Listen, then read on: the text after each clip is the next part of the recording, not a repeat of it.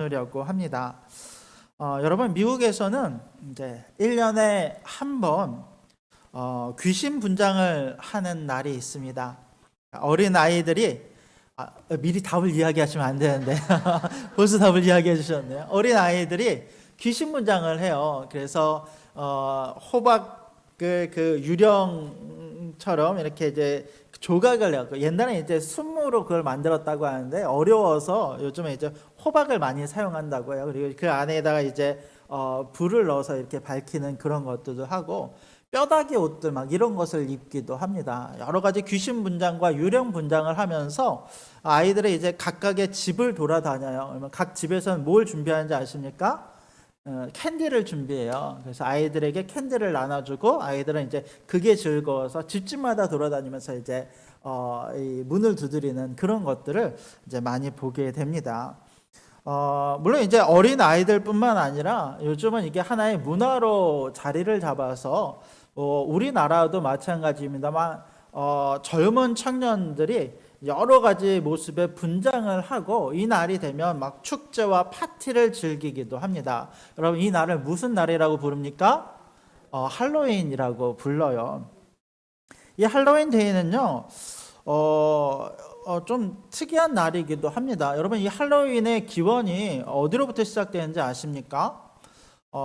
두 가지 기원이 있어요. 하나는 뭐냐면 고대 켈트족에서부터 시작된 어떤 풍습의 기원이 있습니다. 그러니까 기원전 500년 전쯤에 이제 켈트족이 이런 유령 분장을 하는 풍습이 있었대요. 그러니까 유령 분장을 함으로 인해서 죽은 자들의 혼을 달래고, 또 귀신들의 어떤 우리를 침범치 못하도록 우리가 귀신 분장을 함으로 인해서 어떤 이런 그 위협을 피하는 그런 어떤 이제 종교적인 행사로 이 날을 지켰다라는 거예요. 악령을 쫓기 위한 어떤 이런 풍습이라는 것입니다.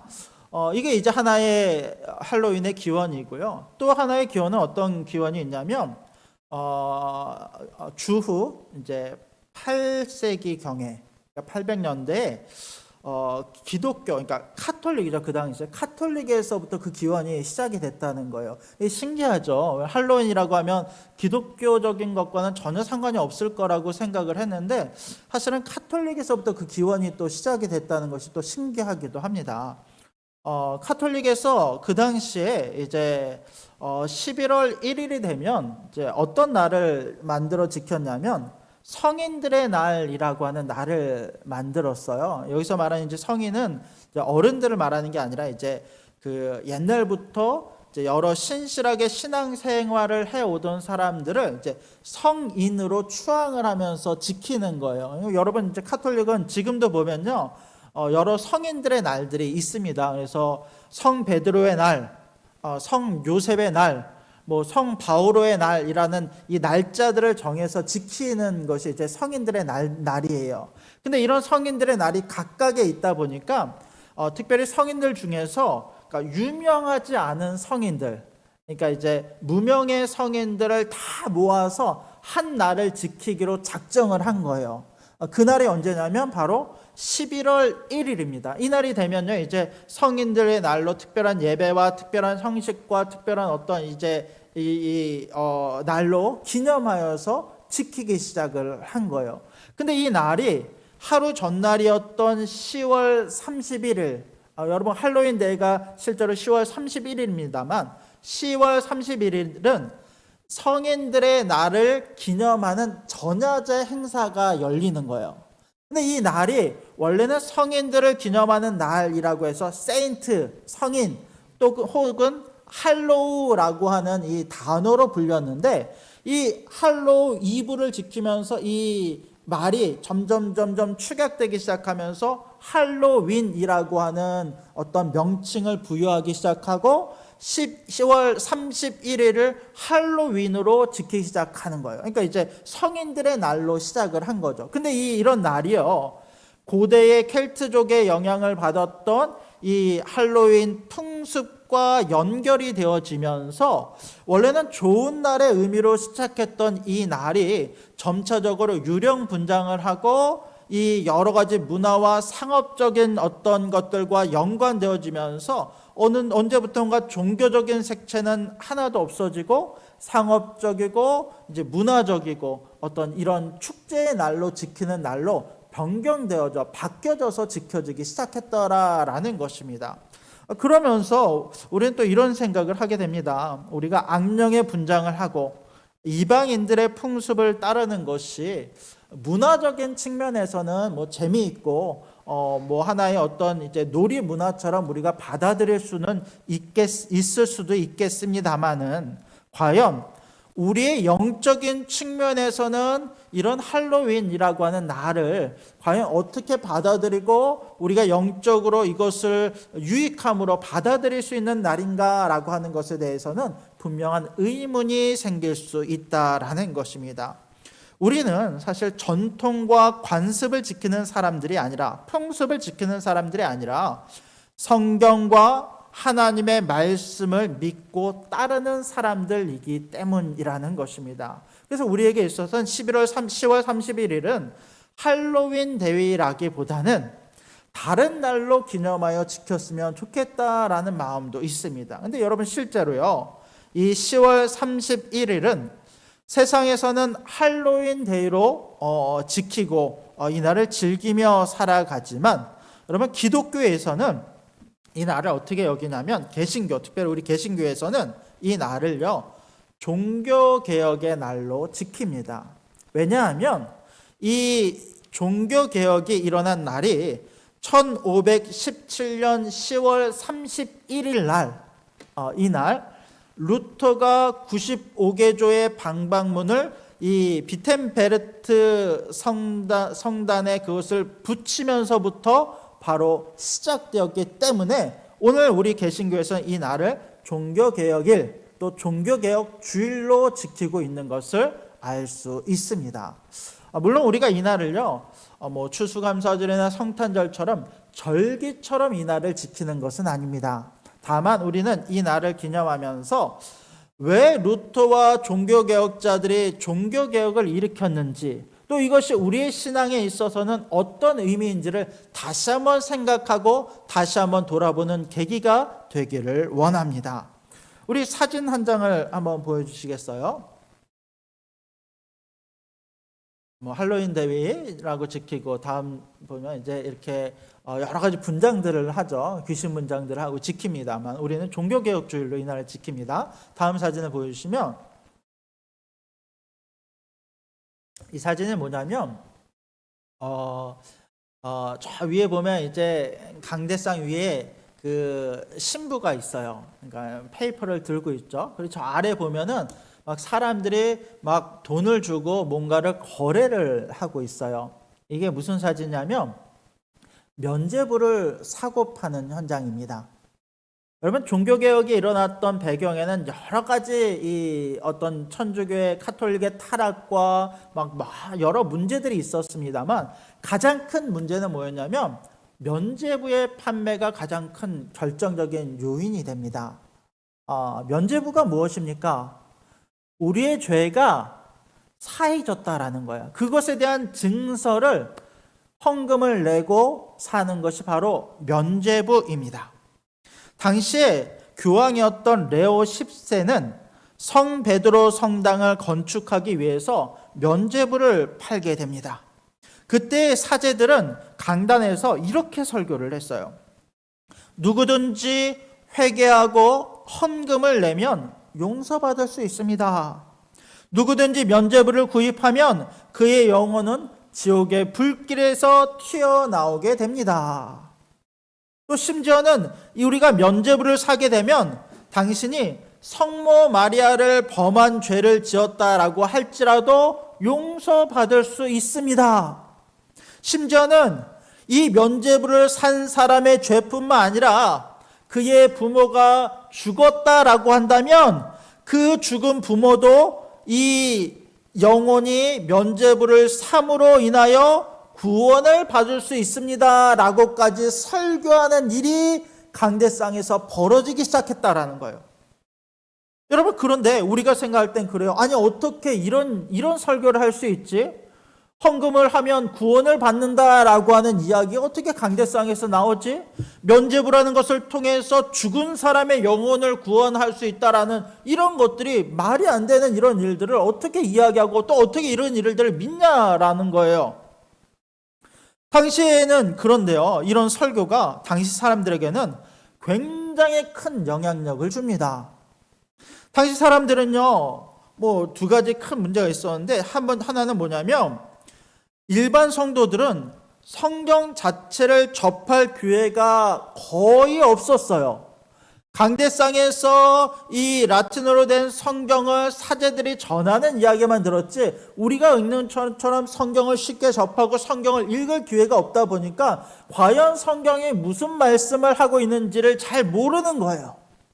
또 하나의 이유는 뭐냐면 이 사람들이 생각했을 때 일반적인 상식으로 생각했을 때 교회를 짓는 일에 헌금을 낸다는 것 자체가 마치 나의 죄를 용서받을 수 있는 하나의 신앙적인 행위로 여기는 것이 그 사람들이 받아들이기에는 그렇게 어려운 문제가 아니었다라는 거예요. 여러분, 그런데요, 오늘날에도 그렇습니다.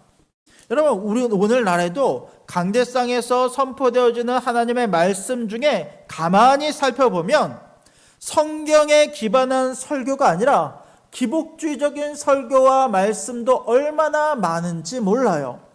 때로는 이렇게 이야기를 합니다. 어떤 설교자들이 마치 우리가 교회를 다니면 어떤 문제도 없고 다 잘 되는 것처럼 이야기를 합니다. 또 우리가 교회를 다니면 실패하지 않고 다 성공할 수 있다고 설교를 하기도 합니다. 또 어떤 경우에는 동기부여 설교가 있어서 우리의 감정과 우리의 마음을 자극하면서 그런 자극으로 말미암아 가슴이 뜨거워지면서 이런 가슴이 뜨거워지는 것이 우리가 동기부여가 되는 것이 마치 그것 자체가 하나님의 말씀인 것처럼 전하고 듣는 경우가 굉장히 많이 있다라는 것입니다. 한때 한국 기독교를 강타했던 책들 중에 어떤 책들이 있었냐면 긍정의 힘 또는 왕의 재정이라고 하는 책들이 굉장히 많이 유행을 했어요. 긍정의 힘이라고 하는 것은 우리가 긍정적인 생각과 긍정적인 마음을 갖고 생활을 하면 좋은 일들이 우리 가운데 생기고 또 그것을 성경과 결부되어서 성경에 어떤 사람들이 긍정적인 마음으로 살았더니 하나님의 복을 받았더라라고 하는 그런 것들이 마치 한국 교회의 유행처럼 퍼지기 시작했다라는 거예요. 또 왕의 재정이라는 것은 뭐냐면 우리가 하나님을 잘 믿으면 또 그런 재정을 잘 관리를 하면 마치 왕이신 하나님께서 우리 가운데 많은 복들과 많은 돈과 많은 재정을 허락하여 주시고 우리가 그런 것들을 소유할 수 있다라고 이야기를 하는 거예요. 이런 것들이 한국 교회 안에서요 마치 진리인 것처럼 전해지기 시작했고요. 우리 성도들도 성경을 잘 알지 못하는 상황에서 그런 이야기들을 들으면 정말 그런가? 긍정적인 마음을 가지면 내가 다 잘 되는가? 내가 이 재정을 잘 관리하고 하나님 맡겨주신 것들 하면 내가 다 부자가 되고 성공할 수 있는가라고 하는 그런 헛된 마음과 헛된 믿음이 우리 가운데 생기기 시작했다는 거예요. 정말 다행인 것은 이번 총회에서 이제 왕의 재정 이런 것들이 이제 이단 사상으로 이제 규정을 하고 가까이 하지 않을 것을 결의하기도 했습니다만 이런 것들이 한국 교회 안에 여러 가지 문제가 되었던 것을 우리가 보게 되더라는 것입니다. 하물며 당시에도 그랬죠. 그 비진리가 시대를 관통하고 있을 때 그와 같은 사상들이 사람들에게 주입되기 시작했을 때 사람들이 홀랑홀랑 넘어가기 시작했고 잘못된 진리가 그들 가운데 퍼져 있는 거예요. 그때 그 가운데서 하나님의 말씀이 무엇인지 고민하던 사람들이 있었어요. 이와 같은 사람들이 성경과 진리를 붙잡고 자신의 어떠함을 생각하지 아니하고 이것을 바르게 돌려야겠다라고 하는 마음을 갖고 이런 잘못된 교리와 면죄부를 비판하면서 특별히 루터 같은 경우에는 비텐베르트 교회의 정문에 라틴어로 95개조의 반박문을 붙이면서 종교개혁을 시작합니다. 우리가 이 95개조 반박문이라고 하면 뭔가 대단한 것처럼 생각하기 쉬운데 뭐 그렇다기보다는요, 우리 예전에 보면 대학가에 보면요, 막 시국이 어려워지고 혹은 부조리한 사회의 어떤 현상들이 있으면 대학생들이 이 게시판에 뭘 붙였는지 아십니까? 네, 대자보를 붙였어요. 대자보를 붙이면서 어떤 경우에 이제 시국 선언을 하죠. 아, 우리가 이런 사회에서 어떻게 깨어있는 청년들이 어떻게 생각하고 어떻게 나아가야 됩니다. 뭐 이렇게 이야기하듯이 이 루터디어 생각하는 이 잘못된 교리에 대한 것들을 하나하나 반박하면서 참된 신앙과 복음이 무엇인지에 대해서 기록해서 이 성당에 딱 그것을 붙여놓게 된 거예요.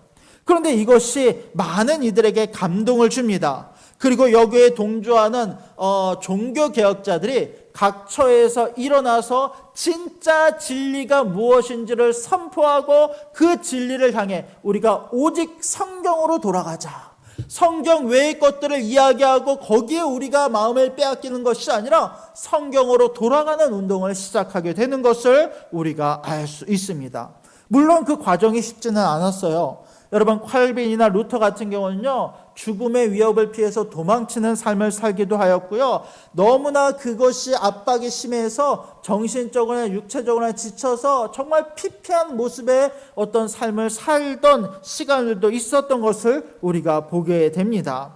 그러나 그럼에도 불구하고 그 당시에 종교개혁자들, 특별히 루터가 붙잡았던 말씀이 있었어요.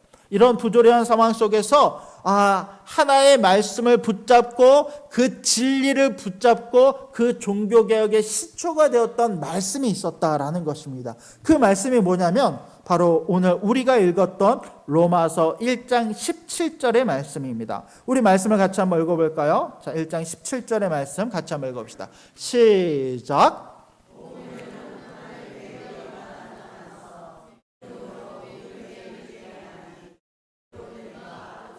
의인은 믿음으로 말미암아 살리라 함과 같으니라.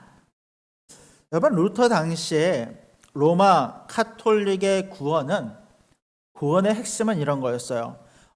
자력 구원, 행위 구원입니다. 이 자력 구원, 행위 구원이 무엇인가? 내가 열심히 선행을 쌓고 노력하면 구원을 얻을 수 있다는 거예요. 내가 무엇인가 열심히 믿고 열심히 무엇인가를 하면 구원을 얻을 수 있다라는 거예요. 그 당시에 면죄부가 성행할 수 있었던 것도 이런 구원론이 있었기 때문에 가능한 일이기도 했습니다. 연옥에 있는 사람도 다른 이들이여 면죄부를 사고 그 사람을 위해서 열심히 기도를 하면 그 사람이 다시 구원을 얻을 수 있다라고 여기는 것이 그 천주교의 교리가 여기서 시작이 되는 거예요. 여러분, 루터는요 22살에 신부로 서원을 합니다. 수도사가 되어서 젊은 나이에 그의 인생에 대한 결단을 하고요, 이 수도사가 되었어요. 그러면서 그는요 오래도록 이 카톨릭의 교리 속에서 살았어요. 그런데 그러다가 그가 하나의 큰 번민의 시간을 갖게 됩니다. 어떤 번민이냐면 죄에 대한 문제의 번민이었어요. 죄. 그 안에 나는 서원을 하였고 신부가 되었고 나는 이제 하나님의 이 성자로서의 삶을 살아가기로 작정을 하였는데 살다 보니까 계속해서 내가 원치 않던 죄를 짓고 살아가는 거예요. 근데 그 죄의 문제를 자기가 해결하기 위해서 때로는 고행도 하고 어떤 노력도 하고 모든 힘과 노력을 다 했지만 그 죄로부터의 평안이나 자유함을 얻을 수가 없었다라는 거예요. 그래서 루터는 한때 기록에 의하면요 고해성사에 그렇게 매달렸다고 해요. 여러분, 고해성사가 뭡니까?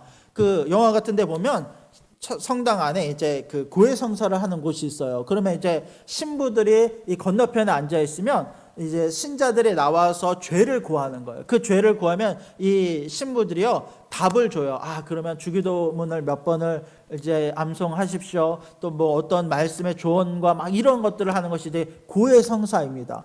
이 루터가 죄를 해결할 수 없으니까 맨날 신부를 찾아와서 맨날 고해성사를 하는 거예요. 심지어는 기록에 의하면 그 신부가 루터를 너무 싫어했다고요. 매번 찾아오니까. 근데 이렇게 고해성사를 했음에도 불구하고 그 안에 있던 죄의 문제가 해결됩니까? 해결되지 않습니까? 해결되지 않는 거예요. 너무너무 힘든 거예요.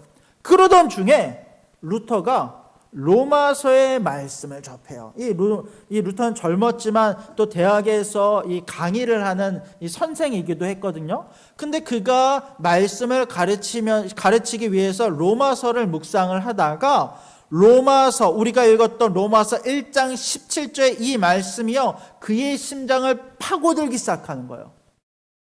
그 말씀은 이런 거였어요. 여러분, 오직 의인은 믿음으로 말미암아 살리라. 근데 여러분 가만히 생각해요. 의인은 믿음으로 말미암아 살리라라고 한다면 여러분 어떤 느낌입니까? 이 느낌은 어떤 느낌이냐면, 처음 딱 접했을 때 내가 드는 생각은 뭐냐면, 그러면 내 안에 믿음이 있으면 나는 구원을 얻을 수 있나라는 생각이 들지 않습니까? 믿음이 있으면 구원을 얻어. 근데 그냥 그 구절만 생각하면 또 어떤 생각이 드냐면, 그렇다면 내가 열심히 믿으면 구원을 얻는 거네 라는 생각이 우리 안에 들 수가 있어요. 근데 이 구절은요, 그런 구절이 아니에요. 내가 열심히 믿으면 구원을 얻을 수 있다라고 말하는 구절이 아니에요. 오직 의인은 믿음으로 말미암아 구원을 얻는다라고 하는 이 구절은 바로 그 앞과 뒤의 구절을 함께 살펴봐야 이해할 수 있는 구절이에요. 그러니까 당시에도 루터도요, 그냥 천주교의 교리 안에서 할 때는 우리가 열심히 믿으면 구원을 얻습니다라고 가르치고 그렇게 배워왔잖아요. 근데 가만히 성경 자체, 교리를 떠나서 성경 자체를 묵상하다 보니까 이 구절이 따로 떨어져 있는 구절이 아닌 거야. 16절과 17절의 말씀을 봤더니 이 의와 믿음에 대한 이 말씀이요, 다른 의미를 포함하고 있는 것을 깨닫게 되는 거예요. 자, 16절 말씀부터 한번 같이 한번 읽어봅시다. 16절입니다. 시작. 내가 복음을 부끄러워하지 아니하노니 이 복음은 모든 믿는 자에게 구원을 주시는 하나님의 능력이 됨이라. 먼저는 유대인에게요 그리고 헬라인에게로다. 자, 이 구절 먼저 봅시다. 자, 복음이라는 단어가 먼저 나와요. 여러분, 복음은 무엇입니까? 말 그대로 하면요, 그냥 우리가 일반적으로 생각할 때 말 그대로 하면 복음은 굿뉴스, 기쁜 소식이라는 뜻이에요. 이 말은 뭐냐면 예수님께서 나를 위해서 이 땅에 오시고 죽으시고 부활하신 그 소식이 바로 복음입니다. 이 복음은 우리가 예수를 믿으면 구원을 얻을 수 있다라고 하는 진리예요. 근데 이 복음에 대해서 로마서에서는 어떻게 설명을 하냐면, 이 복음은 무엇이다? 모든 믿는 자에게 구원을 주시는 하나님의 능력이다라고 소개를 해요. 그러니까 믿는 자에게 하나님께서 그분의 능력으로 은혜를 베푸시는 것이 바로 복음이라는 거예요. 다르게 이야기하면 복음은 내가 노력해서 찾을 수 있는 것이 아니라 하나님께서 그분의 은혜로, 전적인 은혜로 나에게 베풀어 주시는 것이 복음이고 구원이고 은혜다라고 말씀하고 있다는 거예요. 여러분, 구원은 내가 찾아가는 것입니까? 아니면 하나님께서 주시는 것입니까? 하나님께서 주시는 거예요.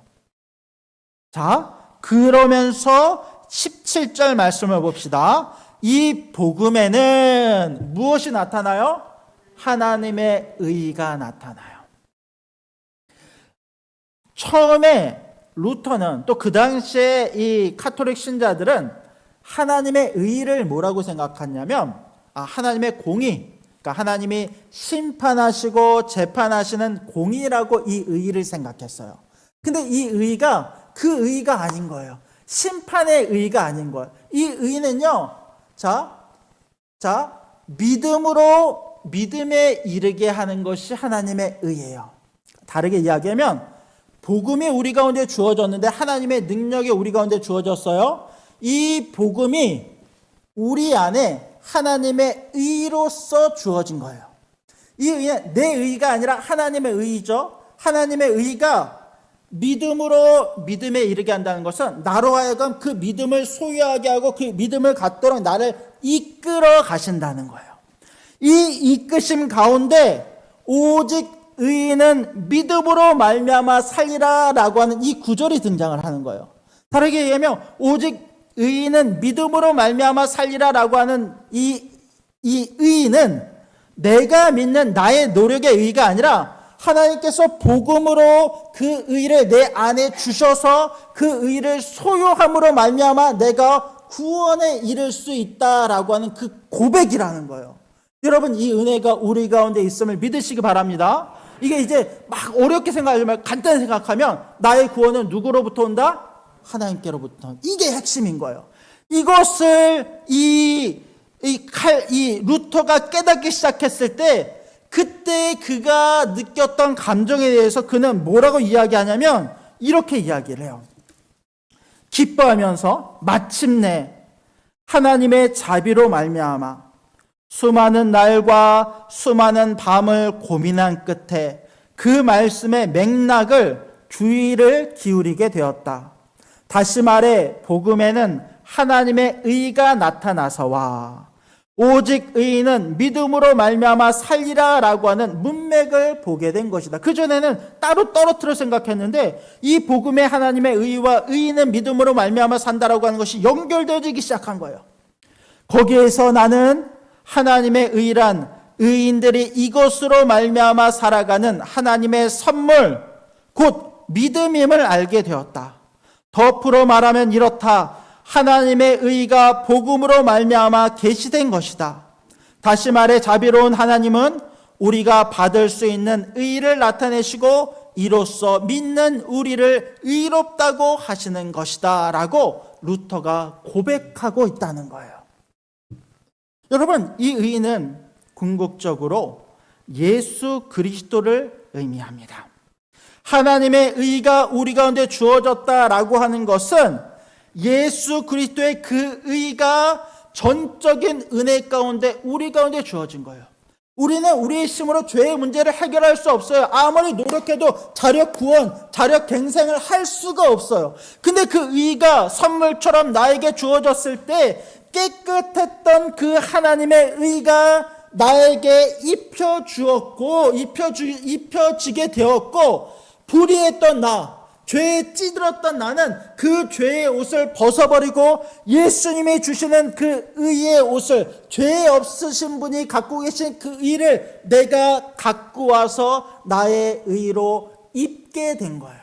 나의 더러움은 깨끗이 씻어주고 그것도 그냥 씻어진 게 아니에요. 내가 입고 있던 더러운 옷은요 그냥 버린 게 아니라 누구에게 준 거예요?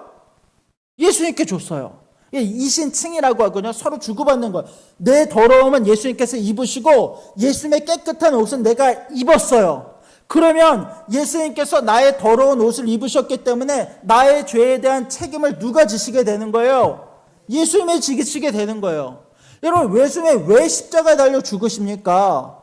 예수님 그냥 짠하고 그냥 우리를 구원하시면 되는 것 아닙니까? 왜 예수님 고통을 당하시고 왜 십자가를 지셔야 됐고 왜 십자가에서 그 모든 고통을 감내하시면서 죽으셔야 됐습니까? 라고 우리는 생각하잖아요. 근데 그 이유가 바로 우리의 죄 때문인 거예요. 내 죄를 갖고 오셨던 예수님께서 그 죄에 대한 책임과 저주를 받기 위해서 십자가에 달리셨어요. 하나님의 진노를 온몸으로 맞으시면서 그 십자가에서 죽으심으로 말미암아 우리의 모든 죄의 문제를 해결하셨다라는 거예요. 이제 우리는 그 의를 힘입어 하나님의 선물로 주어졌던 그 의를 붙잡고 그 의를 믿음으로 말미암아 우리는 구원받을 만한 그 어떤 것도 우리 가운데 없지만 오직 그것을 믿음으로 말미암아 그 의를 완전히 소유하여 구원받을 수 있는 존재가 된 것임을 여러분 믿으시기 바랍니다. 이게 기독교의 핵심이에요. 우리가 믿는 교리, 여러분 천주교와 개신교의 가장 큰 교리의 핵심이 바로 여기에 있습니다. 여러분, 이 의가 우리 가운데 있음을 분명히 믿으시기 바랍니다. 자, 그러면서 하나를 더 말씀드리면, 자, 이것을 깨달은, 이 비밀을 깨달은 사람들은요 반드시 이런 고백이 자신의 입술에서 나오게끔 되어져 있어요. 어떤 고백인가? 우리 로마서 1장 14절에 15절, 16절입니다. 16절. 14절입니다. 14절 같이 읽겠습니다. 시작. 헬라인이나 야만인이나 지혜 있는 자나 어리석은 자에게 다 내가 빚진 자라. 이게 이제 내가 죄인임을 깨닫게 되는 사람들은요, 반드시 모든 그리스도인들은 한 명도 빠짐없이 이 마음을 갖게 되어 있어요. 어떤 마음입니까? 빚진 자의 마음이에요. 여러분, 사도 바울이요, 헬라인에게 빚졌습니까? 로마인에게 빚졌습니까? 여러분, 로마서는요, 사도 바울이 기록을 했어요. 근데 사도 바울은요, 내가 헬라인이나 로마인이나 지혜 있는 자나 어리석은 자에게 내가 다 빚진 자다라고 이야기를 해요. 왜 이 사도 바울이 그렇게 빚진 자라는 고백을 합니까? 사도 바울은요, 구원받을 수 없는 자예요. 그는요, 오히려 예수 믿는 자를 핍박하기 위해서 다메섹 도상으로 그 마음에 칼을 갈면서 쫓아갔던 사람이에요. 예수님이 십자가에 달려 죽으실 때 그 죄의 이 모든 모양을 갖추고 있었을 뿐만 아니라 스데반이 돌에 맞아 죽을 때 사람들의 옷을 맡으며 그 모든 것들을 동조하며 독려했던 사람이 바로 사도 바울이에요.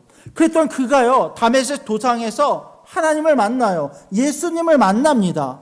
그때 예수님은요, 여러분 그 당시요, 다메섹 도상으로 갈 때에 그 사도 바울만 갔던 게 아니에요. 여러 동행들이 같이 있었거든요. 근데 그 중에서 유일하게 사도 바울만 하나님을 만나요. 하나님께서 그를 찾아오셔서 그에게 말씀하시면서 네가 핍박하는 예수다라고 말씀하시면서 그분이 진짜 살아계신 것과 그분이 어떻게 우리를 구원하셨는 것과 내가 너를 어떻게 사랑하는지에서 이 사도 바울에게 나타나셨을 때 사도 바울의 마음에 완전히 깨어지면서 내가 죄인이다라고 하는 고백이 나오기 시작하는 거예요. 그러면서 그의 마음에는 어떤 마음이 있냐면 내가 이 구원을 값없이 받았는데 나는 앞으로 살아갈 때 나는 죽을 수밖에 없는 내가 구원을 받은 자로서 모든 사람들에게 빚진 자로 그 하나님의 의가 있는 복음을 내 안에 품고 그 복음을 전하는 것에 나의 온 생명을 바치겠노라라고 고백하고 있다라는 것입니다. 여러분, 우리에게도 이 빚진 자의 마음이 필요해요. 여러분, 나만 그냥 두면요, 나는 잘 사는 사람이에요. 나는 세상 사람들이 말하는 예를 들면 이제 예수 믿고 성공하고 잘 되고 많은 재물을 소유하고 얼마든지 내 마음대로 살아갈 수 있는 능력과 힘이 있는 사람이 우리예요. 그러나 그리스도인들은요, 이 모든 것들을 버리는 사람이에요. 사람들이 쫓는 세상의 가치와 세상의 힘과 세상의 재물을 쫓아가는 사람이 아니라 이것을 버리고 마땅히 내가 예수 그리스도의 십자가를 지는 것을 마땅한 자로 여기며 그 십자가를 끌어안고 사람들이 가지 않는 좁은 길을 선택해서 그 고난의 길을 기쁨 가운데 걸어가는 사람들이 바로 그리스도인들이라는 것입니다. 또 그것이 우리의 모습이 되어야 한다는 거예요. 여러분, 우리는 빚진 자들입니다. 우리는 빚진 자로 이 복음이 내 안에 나를 구원하기 위해 어떤 은혜가 내 안에 있었는지를 기억하며 모든 하나님을 알지 못하는 자들 가운데 이 복음을 전하기 위해 빚진 자의 모습으로 살아가야 되는 것이 바로 우리임을 믿으시기 바랍니다. 여러분, 오늘은 종교개혁 주일입니다. 종교개혁이라고 하는 것은 1500년대에 유럽에서 일어난 것이 종교개혁이 아니라 오늘날 계속해서 진행되어야 되는 것이 바로 종교개혁인 줄로 믿습니다. 그래서 오늘날 우리가 교회를 이야기할 때, 특별히 우리의 교회를 이야기할 때, 물론 우리 교회는 대한예수교 장로회 합동측에 속한 교회입니다만 이와 같은 교회들을 통칭해서 뭐라고 이야기하면 개혁주의 교회라고 이야기해요. 모든 교회는 말씀 안에 개혁되어져야 된다는 거예요. 세상의 가치와 세상이 원하는, 세상이 좋아하는 말씀을 전하는 것이 교회나 강대상이 되어야 되는 것이 아니라 오직 말씀으로 돌아가 이 말씀 그대로를 전하고 말씀 그대로를 받아들이고 말씀 그대로를 살아가는 우리가 될 수 있기를 원합니다. 교회는 날마다 새로워져야 될 뿐만 아니라 우리 역시 날마다 새로워져서 우리가 이 종교개혁주를 맞이하여 하나님 앞에 내가 다시 한번 빚진 자로 하나님의 의를 소유한 자로 살아가겠습니다라고 하는 고백이 우리 가운데 있게 되기를 원합니다. 우리에게 있어서 이 날은 할로윈이 아니라 홀리윈, 거룩함으로 승리하는 날이 될 수 있기를 주님의 이름으로 간절히 부탁드립니다. 아멘.